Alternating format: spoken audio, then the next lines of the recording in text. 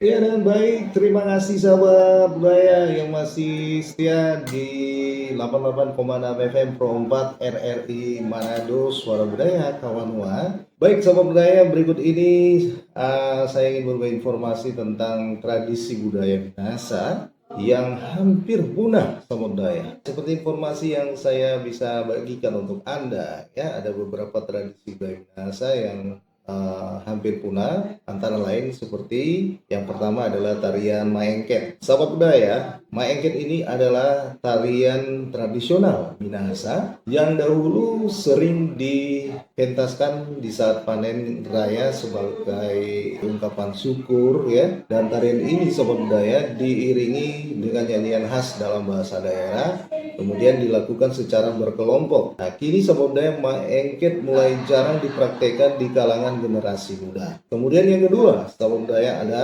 musik kolintang tradisional. Sahabat budaya, kolintang adalah alat musik khas Minahasa yang terbuat dari kayu beresonansi tinggi. Meskipun masih dimainkan, kolintang tradisional ini mulai tergeser oleh versi modern dan kurang diminati oleh anak muda. Kemudian yang ketiga adalah upacara Tulude. Sahabat Tulude ini adalah upacara adat Sange yang juga dikenal di Minahasa. Ritual ini merupakan bentuk syukur atas tahun yang telah berlalu dan juga harapan untuk masa depan. Namun seiring modernisasi, tradisi ini mulai jarang dilakukan di luar komunitas. Ada lagi yang keempat adalah Masambo. Masambo ini adalah seni bertutur atau berbalas pantun khas Minahasa yang digunakan dalam berbagai acara adat dan pernikahan. Tradisi ini sahabat budaya mulai menghilang karena semakin sedikit orang yang memahami dan bisa menggunakannya. Dan yang kelima ada rumah adat Wale. Sahabat budaya, dahulu rumah adat Minahasa ini berbentuk panggung dengan kayu berkualitas tinggi.